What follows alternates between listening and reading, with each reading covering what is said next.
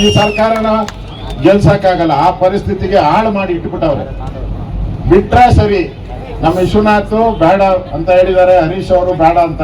ನಾವಂತೂ ರೋಡ್ ಬಂದು ನುಗ್ಗದೆ, ನಿಮ್ ಎಲ್ಲಿದೆಯೋ ಅಲ್ಲಿವರೆಗೂ ಸರ್ಕಾರ ನುಗ್ತೀರಿ. ಅವ್ರನ್ನ ಬಿಟ್ಟು ಇಲ್ಲಿ ನಾನು ಮಾತಾಡೋದ್ರೊಳಗಡೆ ಅವ್ರು ಇಲ್ಲಿ ಬರ್ಬೇಕು. ಇಲ್ಲ ಅಂತ ಹೇಳಿದ್ರೆ ನಾನು ರೋಡ್ ಬಂದು ಧರಣಿ ಮಾಡ್ತೀನಿ. ಆಮೇಲೆ ನಿಮ್ ಕಥೆ ಬೇರೆ ಆಗೋದು.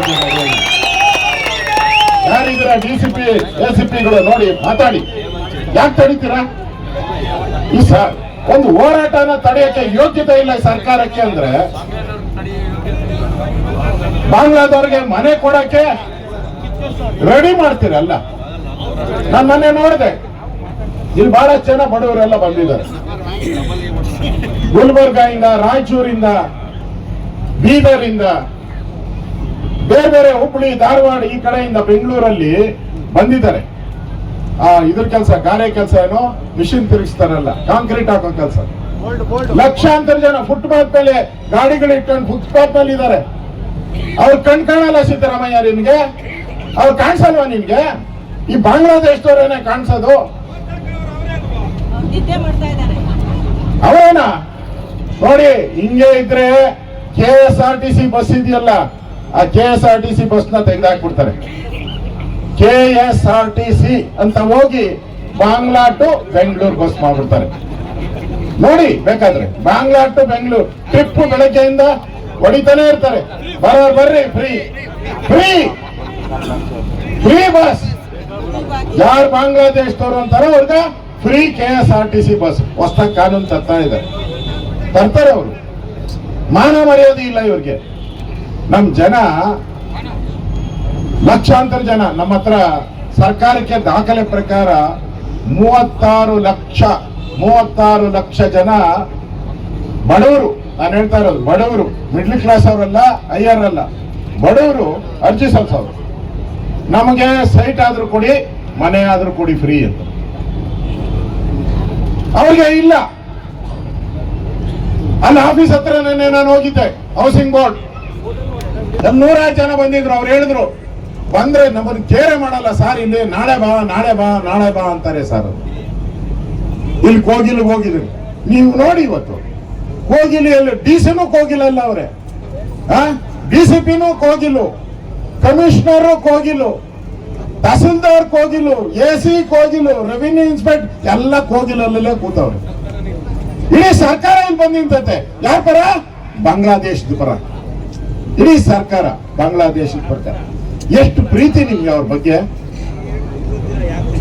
ಎಷ್ಟು ಪ್ರೀತಿ ತೋರಿಸ್ತಾ ಇದ್ದೀರಾ? ಯಾಕೆ? ಓಟು. ನಾನಲ್ಲಿ ಚೆಕ್ ಮಾಡಿದೆ. ನಾನು ಬಾಂಗ್ಲಾದೇಶದಲ್ಲಿ ಇರುವಂತಹ 16 ಕೋಟಿ ಜನ ಇದ್ದಾರೆ. 16 ಕೋಟಿ ಬಾಂಗ್ಲಾದ ಜನಸಂಖ್ಯೆ. 3 ಕೋಟಿ ಜನ ಕಾಣೆ ಹೊರಟಿದ್ದಾರೆ. ಅಲ್ಲಿ ಬಾಂಗ್ಲಾದೇಶದಿಂದ ಓಡೋಗಿದ್ದಾರೆ. ಎಲ್ಲಿ ಬಂದಿದ್ದಾರೆ ಅವರು? ಎಲ್ಲಿ ಬಂದಿದ್ದಾರೆ? ಬೆಂಗಳೂರು ಬಂದಿದ್ದಾರೆ, ಮಹಾರಾಷ್ಟ್ರಕ್ಕೆ ಬಂದಿದ್ದಾರೆ, ವೆಸ್ಟ್ ಬೆಂಗಾಲ್ಗೆ ಬಂದಿದ್ದಾರೆ. ನಾವು ಅರ್ಥ ಮಾಡ್ಕೊಬೇಕು. ಇವತ್ತೇನೋ 100 ಜನ ಬಂದಿದ್ದಾರೆ ಅಂತ ತಿಳ್ಕೊಂಡಿದ್ದೀರಾ. ನಾಳೆ 2,000 ಜನ ಬರ್ತಾರೆ. ಆಮೇಲೆ 2 ಲಕ್ಷ, 2 ಕೋಟಿ ಜನ ಬರ್ತಾರೆ. ಇವತ್ತು ಕಾಶ್ಮೀರ ಯಾರ ಕೈಯಲ್ಲಿದೆ? ಆ ರೋಡಲ್ಲಿ ನೀವು ಒಬ್ಬರೇ ಓಡಾಡಕ್ ನೋಡೋಣ, ಓಡಾಡಿ ಆಡಲ್ಲ. ಮಿಲಿಟರಿಯವರು ಇರ್ಬೇಕು ನಿಮ್ ಜೊತೆ ಓಡಾಡ್ಬೇಕಂದ್ರೆ ಕಾಶ್ಮೀರದಲ್ಲಿ. ಹಿಂದೆ ಕಾಂಗ್ರೆಸ್ ಸರ್ಕಾರ ಇದ್ದಾಗ ಎಲ್ಲರನ್ನು ಬಿಟ್ಟು ಪಾಕಿಸ್ತಾನದವರೆಲ್ಲ ಬಂದು ಸೇರ್ಕೊಂಬಿಟ್ಟವರಲ್ಲಿ. ಇವತ್ತು ಕಾಶ್ಮೀರಕ್ಕೆ ನಾವು ಖರ್ಚು ಮಾಡ್ತಾ ಇರೋ ದುಡ್ಡು ಕರ್ನಾಟಕಕ್ಕಿಂತ ಜಾಸ್ತಿ ಖರ್ಚು ಮಾಡ್ತಾ ಇದ್ದೀವಿ. ಯಾಕೆ? ಉಳಿಸ್ಕೊಳಕ್ಕೋಸ್ಕರ ನೆಲನ. ಹಂಗೆ ಬೆಂಗಳೂರು ಆಗ್ಬೇಕಾ? ಯೋಚನೆ ಮಾಡಿ. ಬೆಂಗಳೂರು ಆಗ್ಬೇಕಾ? ಆಗ್ಬಾರ್ದು ಅಂದ್ರೆ ಯಾರು ಈ 200 ಜನ ಬಂದಿದ್ದಾರೆ. ಮೊದಲು ರೆವಿನ್ಯೂ ಅಧಿಕಾರಿಗಳು ಹೇಳಿದ್ರು 150 ಮನೆಗಳನ್ನ ಹೊಡೆದಾಕಿದಿರಿ ಅಂದ್ರು. ಅಕ್ರಮ, ಕಳ್ಳರು, ಕದೀಮರು, ಬಾಂಗ್ಲಾದೇಶದಿಂದ ಬಂದವರು. ಈಗೇನ್ ಹೇಳ್ತಾ ಇದ್ದಾರೆ? ಅದು 280 ಆಗಿದೆಯಂತೆ. ಅಣ್ಣ, ಸ್ವಲ್ಪ ಇನ್ನೊಂದು ವಾರ ಲೇಟ್ ಮಾಡಿ, ಅದು 2800 ಆಗುತ್ತದೆ. ಎಲ್ಲೆಲ್ಲಿದ್ದಾರ ಬಾಂಗ್ಲಾದೇಶದವರೆಲ್ಲ ಇಲ್ಲಿ ಬಂದು ಸೇರ್ಕೊಂಡ್ಬಿಡ್ತಾರೆ.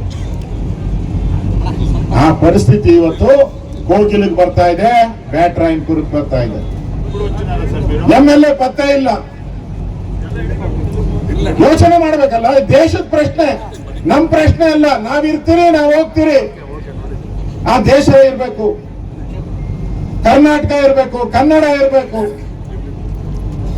ಆಗಿಲ್ಲ ಅಂದ್ರೆ ನಮ್ ಬದುಕು ನರಕ ಆಗೋಗ್ತೈತೆ. ಸಿದ್ದರಾಮಯ್ಯ ಇವತ್ತು ನೋಡಿದ್ರಿ ನಾವು ಇಲ್ಲಿ ಓಂ ಶಕ್ತಿ ನೋಡಿದ್ರೆ ಯಾರನ ಹೇಳ್ತಿ? ಯಾರ್ಯಾರು? ಓಂ ಶಕ್ತಿ, ಓಂ ಶಕ್ತಿ ಚಾಮರಾಜಪೇಟೆಯಲ್ಲಿ ಓಂ ಶಕ್ತಿ ಮೆರವಣಿಗೆ ಹೋಗ್ತಾ ಇದ್ರೆ ಅದ್ರ ಮೇಲೆ ಕಲ್ಲು ಹೊಡೆದು ರಕ್ತ ಬರೋ ತರ ಹೊಡೆದಾಕ್ಬಿಟ್ಟಿದ್ದಾರೆ ಹೆಣ್ಣು ಮಕ್ಕಳಿಗೆಲ್ಲ. ನಾಚಿಕೆ ಆಗಲ್ಲ? ಅಯ್ಯಪ್ಪ ಶಬರಿಮಲೆ ಭಕ್ತಾದಿಗಳು ಹೋಗ್ತಾ ಇದ್ರೆ ಅವ್ರ ಮೇಲೆ ಕಲ್ ತೂರಿದಾರೆ. ಇನ್ ಗಣೇಶನ್ ಕತೆ ದೇವರೇ ಗತಿ. ಏನ ಗೌರಿ ಫಸ್ಟ್ ಮುಂದೆ ಹೋಗ್ತಾಳೆ ನೀರಿಗೆ, ಗಣೇಶನ್ ತಗೊಂಡು ಪೊಲೀಸ್ ಸ್ಟೇಷನ್ಗಳಲ್ಲಿ ಇರ್ತಾವ್ರೆ ಈ ಕಾಂಗ್ರೆಸ್ ಮನೆ ಆರ್ಡರ್ ಬಂದ ಮೇಲೆ. ಮಂಡ್ಯದಲ್ಲಿ ಪೊಲೀಸ್ ಸ್ಟೇಷನ್ ಅಲ್ಲಿ ಇಟ್ಟಿದ್ರು ಗಣಪತಿನ ತಗೊಂಡೋಗಿ. ನಾಚಿಕೆ ಆಗಲ್ಲ ನಿಮ್ಗೆ? ಯಾರು ಓಟ್ ಹಾಕ್ಸ್ಕೊಂಡು ಗೆದ್ರಿ ನೀವು, ಯಾರು ನಿಮ್ಗೆ ಅನ್ನ ಕೊಟ್ರು ಅವ್ರಿಗೆ ದ್ರೋಹ ಬಗ್ಗಿತಾ ಇದ್ದೀರ ಇವತ್ತು. ನಾನು ಮೊನ್ನೆ ಹೋಗಿದ್ದೆ, ನಾನು ಅಶ್ವತ್ಥ ನಾರಾಯಣ ಎಲ್ಲ ವಿಶ್ವನಾಥ್ ಎಲ್ಲ ಹೋಗಿದ್ರು. ಅಲ್ಲಿ ಹೋದಾಗ ಅಲ್ಲಿ ಯಾರು ಒರಿಜಿನಲ್ ಇದ್ರು ಅವ್ರನ್ನೆಲ್ಲ ಖಾಲಿ ಮಾಡಿಸ್ಬಿಟ್ಟವ್ರೆ, ಬೇರೆ ಕಡೆ ತಗೊಂಡೋಗಿ ಇಟ್ಬಿಟ್ಟವ್ರೆ. ಈಗ ಟ್ಯಾನಿ ರೋಡು, KR ಪುರ, ಬೇರೆ ಬೇರೆ ಕಡೆಯಿಂದ ಕರ್ಕೊಂಬಂದು ಎಲ್ಲೆಲ್ಲಿ ಸಾಬ್ರಿದ್ರು ಕರ್ಕೊಂಬಂದು ಅವ್ರ ಮನೆಗೆ ಕೂರಿಸ್ಬಿಟ್ಟು ನಮ್ದು ನೋಡಿ ಆಧಾರ್, ನಾವ್ ಇಲ್ಲೇ ಇದ್ದೀರಿ. ಎಲ್ಲಿದ್ದೀರಾ? ಹೋಗಿರೋ ಅಲ್ಲ, ಅವ್ರಿರೋದು ಟ್ಯಾನಿ ರೋಡ್ ಅಲ್ಲಿ, ಪೆನುಕೊಂಡ. ಇವೊಬ್ಬರು ಕೇಳಿದೆ, ಏನಮ್ಮ ಅಂತ ಹೇಳಿದೆ. ನಾನು ಪೆನುಕೊಂಡ ಅಂತಂದು. ಪೆನುಕೊಂಡೆಯಿಂದ ಹೆಂಗ್ ಬಂದೆ ಅಂದೆ. ಇಲ್ಲಿ ಬಂದು ಎಷ್ಟು ವರ್ಷ ಆಯ್ತು ಅಂದು. ಅವಳು ಹೇಳ್ದು, ಅಮ್ಮ 26 ವರ್ಷ ನನಗೆ ವಯಸ್ಸೀಗ ಅಂದು. ಮನೆ ಯಾವಾಗ ಕಟ್ಟಿದೆ ಅಂದೆ. 24 ವರ್ಷದಿಂದ ಮನೆ ಕಟ್ಟಿದೆ ಅಂದ. ಅವಾಗ 26 ವಯಸ್ಸು. ಟಿವಿನಲ್ಲಿ ಬಂದೈತೆ, ಎಲ್ಲ ಟಿವಿಯಲ್ಲಿ ರೆಕಾರ್ಡ್ ಆಗೈತೆ. 24 ವರ್ಷದಿಂದ ಇಲ್ಲಿದ್ದಾಳಂತೆ. 2 ವರ್ಷದ ಮಗುನಾಗೆ ಮನೆ ಕಟ್ಟ ಸ್ಕೀಮ್ಗಳು ಹೆಂಗ್ ಕಳ್ಸವ್ರು ನೋಡಪ್ಪ.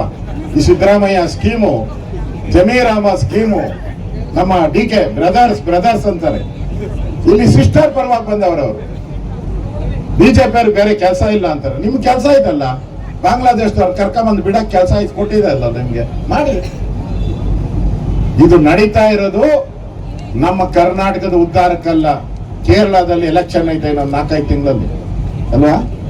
4-5 ತಿಂಗಳಲ್ಲಿ ಎಲೆಕ್ಷನ್ ಐತೆ. ಅಲ್ಲಿ ವೇಣುಗೋಪಾಲ್ ಅಂತ ಲೀಡರ್ ಇದ್ದಾರೆ, DK ಶಿವಕುಮಾರ್ ಲೀಡು. ಅವ್ರು ಮುಖ್ಯಮಂತ್ರಿ ಆಗ್ಬೇಕಲ್ಲಿ. ಅಲ್ಲಿ ಇರೋ ಕಮ್ಯುನಿಸ್ಟ್ ಮುಖ್ಯಮಂತ್ರಿ ಪಿನರಾಯ್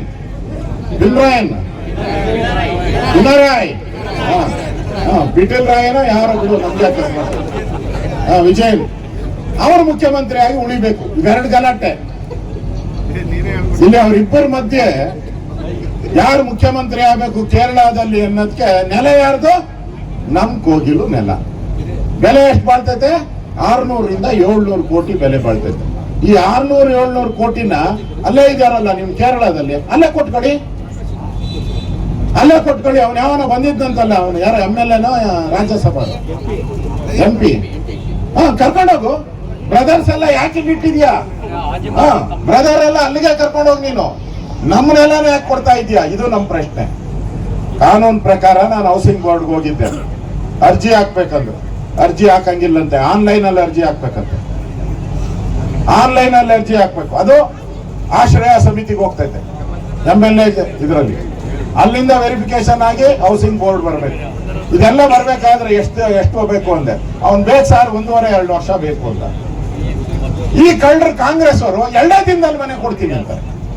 ಅಧಿಕಾರಿ ಕೇಳಿದ್ರೆ 2 ವರ್ಷ ಬೇಕು ಸರ್ ಅಂತ. ಇವೆಲ್ಲ ಸ್ಕ್ರೂಟ್ನಿ ಆಗ್ಬೇಕು, ಬರ್ಬೇಕು ಅಂದ್ರೆ ಎಷ್ಟು ಅರ್ಜೆನ್ಸಿ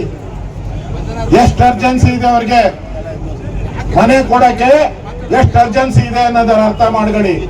ಇದು ನಮ್ಮ ಪ್ರಶ್ನೆ ಅಲ್ಲ, ಇದು ಬಿಜೆಪಿ ಅಂತಲ್ಲ, ಕನ್ನಡಿಗರ ಪ್ರಶ್ನೆ. ಈ ನೆಲ ಇಲ್ಲ, ನಾಳೆ ಬಾಂಗ್ಲಾದೇಶ ಅವ್ರು ಬಂದು ಹಿಂಗೆ ಸೆಟ್ಲ್ ಆಗ್ತಾ ಇದ್ರೆ ಇಲ್ಲಿ ಕಳ್ಳ ಕಾಕರು ಜಾಸ್ತಿ ಆಗ್ತಾರೆ, ದರೋಡೆ ಜಾಸ್ತಿ ಆಗ್ತದೆ, ಡ್ರಗ್ ಮಾಫಿಯಾ ಜಾಸ್ತಿ ಆಗ್ತೈತೆ. ಅವ್ರನ್ನ ಕೇಳೋರು ಯಾರು ಇಲ್ಲ. ಈ ಪರಿಸ್ಥಿತಿ ಬಂದಿದೆ.